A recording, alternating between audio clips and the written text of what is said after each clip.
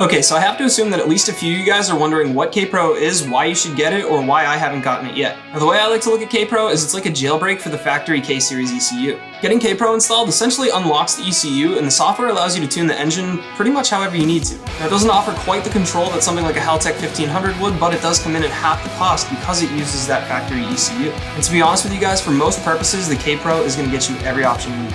Now, while I picked it up, honestly, I've only had an intake and exhaust on the car, so there's really been no reason to pick K-Pro up yet. But with all the parts that we're installing, like a lightweight flywheel, upgraded drive shafts, limited slip differential, bigger wheels, headers, and a few more that I can't even think of right now, I think it's time to get K-Pro and have someone look through everything just so that I don't throw the timing off, because there is a lot of different parts that are connected to the crank, and I don't think it would affect timing, but better safe than sorry. Plus, hey, if I can make a few horsepower out of it, I think that's going to be a good thing too. Plus, getting K-Pro now allows me to add whatever I want to the car in the future, like maybe force induction someday. Now, something to keep in mind if you guys are thinking about getting K-Pro for yourself. K-Pro doesn't necessarily work with every K-Series ECU. In fact, the 02 to 04 RSX Type-S is one of the only ECUs that you can use to get K-Pro installed. Now, that actually answered one of the questions I have about which wiring harness was better to use in this car, because I was told that I should have used the wiring harness from the Civic. But that didn't make sense to me because the plugs for the ECU were different, I think, but even more so than that, there was fuses and cables and lines and everything for features that this car just doesn't have, so it just made more sense to me to use the original RSX wiring harness because, let me show you guys.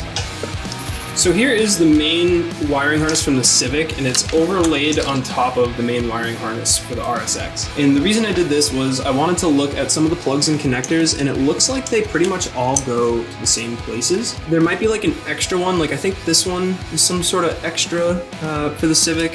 Where did it go? With coil packs. Very descriptive, past Carl.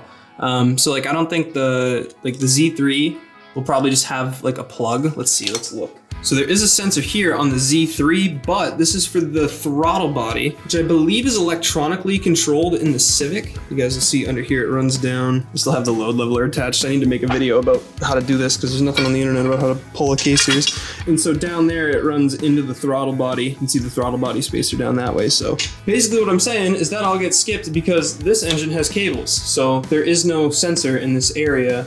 Everything comes around this way through your cables. So when the Z3 is in here, that sensor won't even be there. So I think all of the important stuff, like these guys, well, these are the transmission.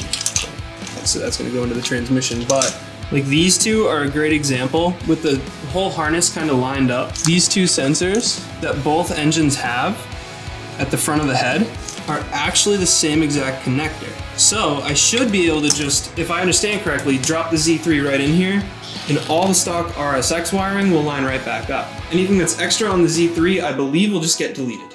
Hopefully that means that we can just bypass this garbage coolant thing that happened in the Civic. Oh, it actually does the same thing. It like runs up there. So maybe I shouldn't have pulled all that out, but yeah, literally it does the same stuff. So I might need a new one of those, but that's all right. You live and you learn. Oh, and it's also worth mentioning that I think we're gonna wanna use an RSX starter when we do the Z3 swap because of the way that the connectors for the electrical work in there. It's different on the Z3, which you guys can't see because the starter's out. Actually, here you go, it's over here. Yeah, right here, this is what we were dealing with the Civic. So as you guys can see, on the starter on the Civic, the electrical mounts just in one spot here, and it's vertical. On the RSX, they come out like this horizontally, so it's a different system in there. And so in order to ensure that our wiring works correctly, we're gonna wanna use an RSX starter, I believe. Oh, and here's the ECU like we were talking about earlier. So you guys can see drastically different connections compared to what we were using for the RSX. It also mounts in the Civic, it mounts like here near the fuse box, which is weird. And because of that, on the Civic harness, two of the ECU clips are actually here in the engine bay on the main harness, whereas the RSX, obviously all the ECU stuff is down in the firewall for the inside of the car. So definitely a huge difference there. Now, the way K-Pro works is you gotta send it out to a certified installer in order for them to put it in the car because I don't know how to solder it into an ECU. So in the RSX, the ECU is down underneath your dashboard here, which is much different than the Civic. And it looks like there's some different connectors too. So I think what I'm gonna do is just disconnect this, see how it unmounts, and get it out of here.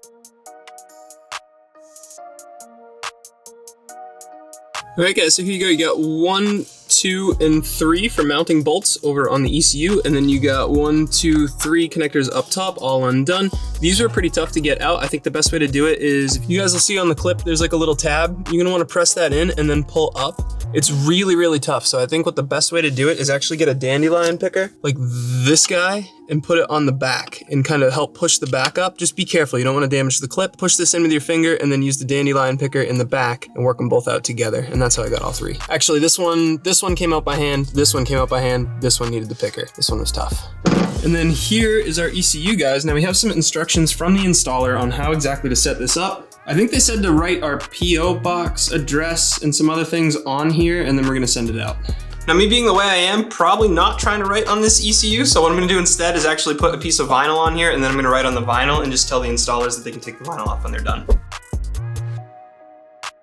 All right, here we go, guys, all packaged up, ready to take this to the UPS store. We're gonna throw some bubble wrap around it as well, and then the installer also recommends that we insure the package up to 500. I might even do up to 1,000, just because it's a hard time finding an 02 to 04 RSX ECU at this time, and the Civic's ECU wouldn't work with K-Pro, so I gotta make sure that this one stays in good shape.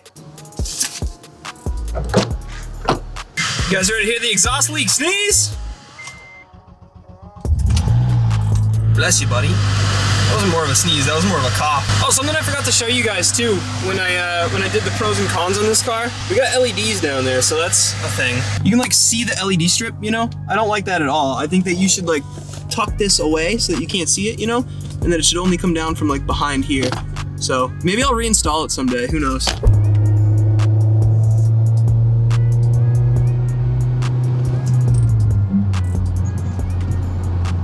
Mission accomplished. Let's go home. So I think that's gonna pretty much do it for this video, guys. Obviously we sent the ECU out, so that's going to the installer, and that should be back within a couple days. In addition to that, for this car, we have an engine pull coming up, then we're gonna be painting the engine bay. We also have a complete transmission build to do because we're combining RSX gears with the Civic final drive and LSD. And then we're gonna be installing the K20 Z3 into this car, learning how to wire it, and then figuring out if we can get it to run. So we got projects coming up for both cars. We got the TSX2, which is at least gonna be getting a control arm, and then we have some mods for it too that I don't wanna quite share with you guys just yet. All I'm saying is make sure you guys are subscribed if you're into the IRL cars, because there's tons of content coming your way.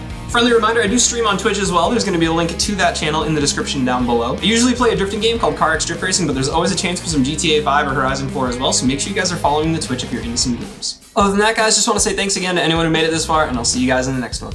Peace.